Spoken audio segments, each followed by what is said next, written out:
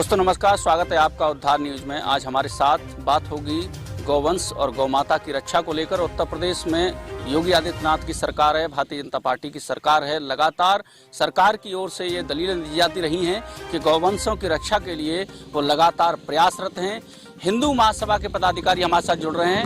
क्या कुछ मानते हैं वो इस बात को लेकर के कि उत्तर प्रदेश के अंदर गौकशी पर कितने ब्रेक लगे हैं, या इस पर पाबंदी की जो बात हम कर रहे हैं वो किस हद तक उत्तर प्रदेश सरकार लगाने में कामयाब हो पाई है। रौनक ठाकुर हमारे साथ जुड़ रहे हैं, हिंदू महासभा के जिलाध्यक्ष हैं। सर, क्या कहना चाहेंगे इस पूरे मसले पर? क्या उत्तर प्रदेश सरकार इसमें कामयाब हो पाई है जो दावे करती है?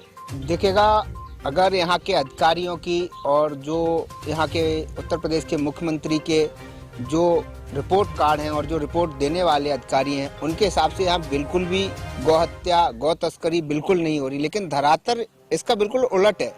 अगर हिंदू महासभा के कार्यकर्ताओं से इस बात पे वार्तालाप की जाए या और हिंदूवादी संगठनों से इस बारे में बात की जाए तो अपन लखनऊ से लेके और पलवल तक अभी जब से उत्तर प्रदेश में सरकार आई है तब से लाखों गौवंशों को मुक्त करा चुके हैं, हजारों की संख्या में मुकदमे दर्ज करा चुके हैं, कई सैकड़ों जो गौ तस्कर उन्हें बंद करा चुके हैं। अगर ये गौ हत्या नहीं हो रही है, गौ तस्करी नहीं हो रही है, तो फिर ये कहाँ से आ रहे हैं केवल? और आप क्या मानते हैं? देखिए, जैसे ही ये भाजपा सरकार आई तो इन्होंने जनता के अंदर एक मैसेज देने की कोशिश करी कानून में बदलाव करके कि हमने 10 साल तक की सजा का प्रावधान कर दिया, इससे गौ हत्या पर, गौ तस्करी पर अंकुश लगेगा। लेकिन ये धरातल पर देखा जाए तो बिल्कुल भी गौ हत्या और गौ तस्करी पर कोई भी अंकुश नहीं है।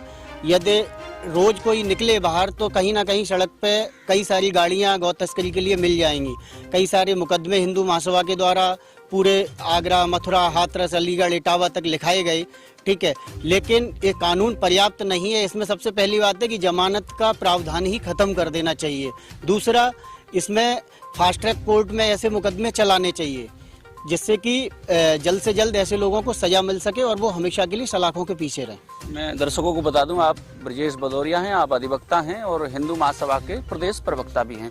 तो आप कानूनी जो जानकारी है, जो दाव पेच से गौकस बच जाते हैं, उसको लेकर आप बोल रहे हैं? जी बिल्कुल। अब क्या ऐसे बदलाव हो? पहली चीज तो ये, इस कानून में जमानत का प्रावधान ही खत्म कर देना चाहिए।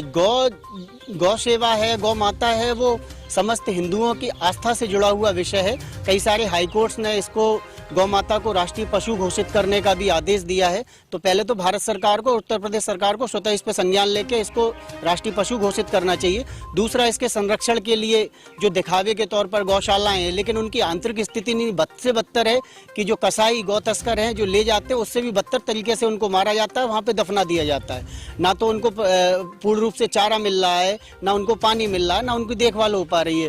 तो गौ तस्करी एक अलग विषय है। इसके अलावा जो गौ रख रखाव के जो नियम है उनमें भी पूर्ण रूप से कोई सुधार नहीं है, ना उनकी प्रॉपर एक कमेटी है। दिखावे के लिए जिलाधिकारी को, एडीएम प्रशासन को या एडीएम सिटी को उसका अध्यक्ष बना दिया जाता है, लेकिन पूर्ण रूप से ना तो गौशालाएं सुरक्षित हैं और ना गाय सड़क पर सुरक्षित है। कहीं पर भी गौवंश सुरक्षित नहीं है। आप कह रहे हैं कि जो गौ तस्कर घटना को अंजाम दे रहे हैं, जो तांडव मचा रहे हैं, उससे कहीं ज्यादा जो नरकीय स्थिति है वो गौशालाओं में है। बिल्कुल, ऐसे तमाम वीडियो, तमाम स्थिति कई बार फेसबुक पर वायरल हुई हैं। हम लोगों ने स्वतः सिकंदरा बाईपुर गौशाला में प्रबंधक समिति के खिलाफ मुकदमा भी लिखाया था, लेकिन वो कार्रवाई जो है नाम मात्र के लिए सील करके रख दी गई।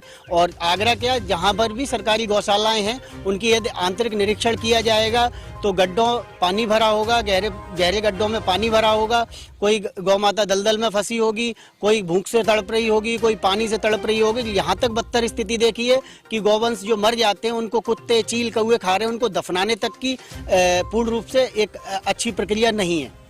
जो आगरा में दावे किए जाते हैं, स्मार्ट सिटी है आगरा, और उसके तहत कई गौशालाओं का जीर्णोद्धार और नई गौशालाएं बनाने का भी दावा है। तो आप क्या मानते हैं? देखिएगा, जो नई गौशालाएं बनी है बिल्कुल बनी है, लेकिन ये एक भ्रष्टाचार के तहत बनी है। केवल नई गौशाला नहीं बनाते तो भ्रष्टाचार नहीं हो पाता। जो गौशालाएं बनी हुई है वो एक प्राइवेट लोगों को दे दी गई। जो प्राइवेट लोग हैं वो गौ माता को ना खिला के खुद अपने जेब भरने का कार्य करते हैं। जहां जिलाधिकारी जी को अध्यक्ष बनाया गया, बहुत अच्छी बात है, लेकिन वहीं एक गौवंश को हमने कुत्ते खाते हुए का वीडियो जिलाधिकारी जी को दिया, और वहाँ एसडीएम महोदय एतमादपुर थे, उनको भी दिया, लेकिन उसमें कोई कार्रवाई नहीं हुई। केवल जांच का नाम देके उस फाइल को दबा दिया जाता है। जब वीडियो है आपके सामने कुत्ते खा रहे, तो उसमें जांच किस बात की होगी? जांच तो उस चीज में होती है जो चलो कोई पता ही नहीं है कहाँ का वीडियो है, क्या है क्या नहीं। जब आपके सामने खा रहा है, आप देख रहे हैं, लोग वहाँ के बता रहे हैं, वहाँ के पब्लिक बता रही है, और वहाँ की जो अव्यवस्था है उसके बारे में वहाँ के ग्रामीण लोग बता रहे हैं, फिर भी आप जांच का नाम लेके केवल उन जो अधिकारी हैं जिनके संरक्षण में चल रहा है उनसे पैसा ऐंठने का कार्य करते हैं। बस ये जांच है इनकी। देखिए, ये सच्चाई है जिसको लेकर के एक कहीं ना कहीं इनमें आक्रोश है, और ये दावा कर रहे हैं इस बात का कि जब शिकायत की जाती है, कोई भी संस्था हो या व्यक्ति हो, वो प्रशासन के संज्ञान में ही मामले को ला सकता है, और कार्रवाई करने का जो दायित्व है वो स्थानीय प्रशासन का होता है। लेकिन उसकी नीरसता किस तरह सामने आ रही है, लापरवाही किस तरह से सामने आ रही है, वो आप व्यक्त कर रहे हैं। शायद आपका इशारा यही है। जी बिल्कुल यही इशारा है, क्योंकि बहुत बुरी स्थिति है गौशालाओं की भी, और जिस तरह से गौवंश रोड पे घूम रहा है।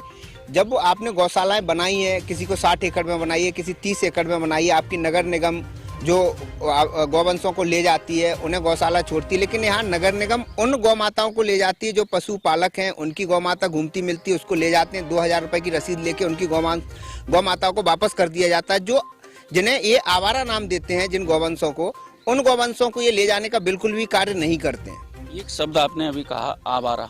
क्या गाय आवारा हो सकती है? एक तरफ माँ कहा जा रहा है और दूसरी तरफ आवारा कहकर के उस पर कार्रवाई की रसीदें काटी जाती है। देखिएगा, ये आवारा शब्द जो दिया गया है, ये आगरा की नगर निगम के द्वारा दिया गया, सरकार के नुमाइंदों के द्वारा आवारा शब्द दिया गया। हमारे द्वारा आवारा शब्द का कहीं जिक्र नहीं है। हम ना उन्हें राष्ट्रीय पशु घोषित करने की बात करते हैं, हम उन्हें राष्ट्र माता घोषित करने की बात करते हैं। कानून में बदलाव की भी अगर बात करते हैं, धारा 302 लगाने की बात करते हैं। अगर इनकी हत्या होती है तो तत्काल प्रभाव से धारा 302 लगाई जाए। यहाँ पशु क्रूरता की धारा को भी हम हटाने की बात करते हैं, क्योंकि अगर व्यक्ति और किसी भावनाओं के साथ खिलवाड़ होता है तो वहाँ पशु क्रूरता नहीं और धाराएं बनी हुई है, उन्हें लगाया जाए। ये जो आपने एक मुद्दा उठाया था कि गौशालाओं के अंदर जो स्थिति है कि उनको सही से अंतिम संस्कार भी नहीं किया जाता, और एक बात मेरे संज्ञान में आ रही है कि वहाँ पशु बीमार जो रहते हैं और एक पशु चिकित्सा अधिकारी की तैनाती होती है, क्या उनसे भी कभी आप मिले हैं? क्या जवाब आता है? कई बार इनको शिकायत करी जाती है, लेकिन दुर्भाग्य ये है कि गौशाला संरक्षण का कानून अपने आप में पूर्ण रूप से प्रभावी नहीं है। यदि हम किसी गौशाला प्रबंधक समिति के खिलाफ थाने में जाके यदि हम कोई कार्रवाई की बात करते हैं, तो थानाध्यक्ष का ये कहना होता है कि किस कानून में कार्रवाई करें। समस्या ये है, इसके लिए एक प्रॉपर एक्ट बना। धाराएं आपको बतानी पड़ती है। धाराएं जो हैं वास्तविकता में वो पूर्ण रूप से प्रभावी नहीं होती है, क्योंकि जो कानून है वो अपने आप में पूर्ण रूप में सक्षम नहीं है। तो सरकार को चाहिए कि स्पेशल एक्ट बनाएं जिसमें जो भी जिम्मेदार हो उसके खिलाफ एक पूर्ण रूप से अच्छी प्रक्रिया के तहत कानूनी कार्रवाई हो, क्योंकि जो वर्तमान में जो भी कानून है वो पूर्ण रूप से सक्षम नहीं है गौशाला की जो अव्यवस्थाएं फैला रहे हैं उनके खिलाफ कानूनी कार्रवाई के लिए। और जो गौ तस्कर आपके द्वारा चिन्हित कर लिए गए, जिनकी जानकारी आपने जुटा करके प्रशासन शासन तक पहुंचाई, कई बार आपकी जद्दोजहद भी आगरा में देखने को मिली, मथुरा में देखने को मिली, तो लखनऊ से लेकर आपने कहा कि पलवल तक ये स्थिति रहती है। तब ऐसे में क्या उन लोगों को चिन्हित करके कोई गुंडा एक्ट, गैंगस्टर की कार्रवाई कहीं हुई है? देखिएगा, ये गुंडा एक्ट और ये गैंगस्टर की कार्रवाई है जो एक आम व्यक्ति के लिए है, अगर गौ तस्कर के लिए नहीं है। गौ रक्षकों के लिए भी ये कार्रवाई बनाई गई है, लेकिन गौ तस्करों पे ऐसी कार्रवाई उत्तर प्रदेश में हुई होंगी। लेकिन आगरा की बात कर देते हैं तो अभी केवल एक गौ तस्कर पे, गौ हत्यारे पे केवल यहाँ गुंडा एक्ट की गैंगस्टर की कार्रवाई हुई है। इससे अगर पिछले 4.5 सालों में अपन चले जाते हैं तो कोई भी ऐसी कार्रवाई नहीं की गई है। आप पर भी हमें जानकारी में है कि हमला गौ तस्करों के द्वारा किया गया था। क्या उसमें कोई गिरफ्तारी या अब तक कोई कार्रवाई जो आपको लगता हो कि आपको उसमें पूर्ण रूप से इंसाफ मिला है? देखिएगा, यहाँ इंसाफ गौरक्षकों के लिए नहीं है, यहाँ इंसाफ गौ हत्यारों और गौ तस्करों के लिए। अगर हम वहाँ कार्रवाई की बात करते हैं तो जांच की बात कह दी जाती है। चौकी इंचार्ज जो यहाँ के होते हैं वो गौ तस्करों के पक्ष में होते हैं, और ये कह दिया जाता है कि शहर में बवाल हो जाएगा। अगर शहर में बवाल हो जाएगा तो आपको ऐसी गौ तस्करी, गौ हत्यारे, ये आप अपने क्षेत्र को कंट्रोल में रखिए, ऐसा नहीं हो जो हमें नहीं आना पाई। फिर जांच इसमें इस चीज़ की भी होती है कि आपको ये सूचना कहाँ से मिलती है, आपको सूचना देने वाला कौन है, सूचना देता है वो करता क्या है। ये हमारा विषय है कि हम सूचना कहाँ से कलेक्ट करते हैं। आप क्यों नहीं कर लेते? आप पे तो ये सभी सरकारी सुविधाएं आपको दे रखी हैं, आपको लोकेशन निकालने के लिए भी दिया गया, आपका साइबर सेल भी बनाया गया है, आपकी हर चीज़ की व्यवस्था है। हमारे पास तो ऐसी कोई व्यवस्था नहीं है, फिर भी हम व्यक्तिगत लोगों से, और अगर कहीं कोई बड़ा मामला होता है तो हमारा फोन ट्रेस किया जाता है, हमारे कॉल की लोकेशन निकाली जाती है। आपका ये कहना है कि उत्तर प्रदेश पुलिस आपसे सवाल उल्टा करती है कि ये जानकारी आप पर कैसे आई? हाँ, ये गौ तस्करों तक खुद नहीं पहुंच पा रहे हैं और आपसे सवाल कर रहे हैं। जी, अभी हाल ही मामला ले लेते हैं। योगी आदित्यनाथ जी मथुरा में आए, उन्होंने कहा मथुरा में ये 22 वार्ड जो है वो बिल्कुल गौ हत्या से मुक्त होंगे, यहाँ किसी भी तरह का मांस नहीं पकड़ा जाएगा। हमने वहाँ मांस पकड़ा। मांस पकड़ने के बाद वहाँ एसपी सिटी साहब का कहना था कि ये मांस यहाँ नहीं पकड़ा गया, जबकि वहाँ हजारों की संख्या में पब्लिक थी, वो कह रही है कि ये मांस यहीं पकड़ा गया और उसके वीडियो भी थे, वो भी वहीं के हैं। लेकिन फिर भी कार्रवाई करने में उन्हें डर लग रहा था कि कहीं ऐसा ना हो कि कोई मामला उलट पड़ जाए। जब ये लोग नहीं कार्रवाई करना चाहते हैं, जैसे हरियाणा सरकार की बात की जाती है, हरियाणा सरकार वहाँ एक बहुत अच्छा लाई है। उन्होंने एक गौरक्षा टास्क फोर्स बनाया है जिसमें जो गौसेवक है, गौरक्षक है, उन्हें जोड़ के और पुलिस के जो उच्च अधिकारी हैं उन्हें जोड़ के एक उन्होंने ग्रुप बनाया है, जहाँ से जो भी सूचना कलेक्ट होती है वो गौरक्षक जाते हैं उस टास्क फोर्स के अंदर और पुलिस उनको वहाँ पे ही सुविधा मुहैया कराती है। लेकिन यहाँ पुलिस तब आती है जब हम लोग पकड़ लेते हैं, हम लोग पिट जाते हैं, उसके बाद पुलिस आके केवल माहौल शांत करने के लिए आती है। अभी जब मुख्यमंत्री जी ने ये दावा किया कि मथुरा में इस तरह से एक पर्टिकुलर एरिया में ये सब नहीं होगा, पूरे प्रदेश में ऐसा ना हो, ऐसा क्या है? सरकार को एक चाहिए कि एक प्रदेश स्तर पर एक समिति का गठन हो, उसको जिले स्तर तक संचालित किया जाए, जिससे जगह जगह लोग अधिक से अधिक जुड़ें और जो है जिससे कि सूचनाएं लगातार सरकार तक पहुंचती रहें। एक प्रॉपर जो है इसका नियंत्रण कक्ष बनाया जाए जहां पर आम जनता आराम से सूचना दे और जो सूचना देने वाला है गौ हत्या के खिलाफ या गौ तस्करी के खिलाफ उससे कोई ज़्यादा सवाल जवाब ना हो, उसे प्रताड़ित नहीं किया जाए, उसकी शिकायत को प्राथमिकता से सुन के निस्तारण किया जाए। हर जोन में और हर रेंज में अपराध की समीक्षा बैठकें होती हैं। क्या कभी पुलिस के अलावा आप लोगों को भी कभी ये सूचना आती है कि आइए आपने अपराध को खुलासा किया था, अपराधियों पर नकेल कसने में पुलिस की मदद की थी या उत्तर प्रदेश सरकार की मदद की थी, तो आप भी समीक्षा बैठक का हिस्सा बनिए, अपराध पर कैसे नियंत्रण किया जाए इस पर?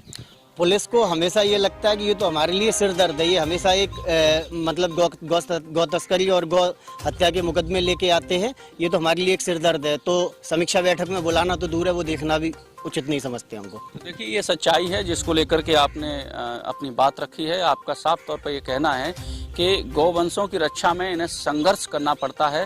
भले ही उत्तर प्रदेश सरकार ने कानून बनाए हों, लेकिन कहीं न कहीं हिंदूवादी नेताओं के लिए, हिंदुत्व के लिए एक बड़ी चुनौती रहती है पुलिस से और प्रशासन से टकराव होना, और उसी की वजह से आज आप इस बात को रख रहे हैं कि कहीं न कहीं गौवंशों की रक्षा में इन्हें संघर्ष करना पड़ रहा है।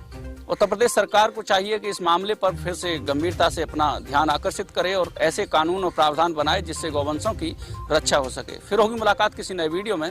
नमस्कार।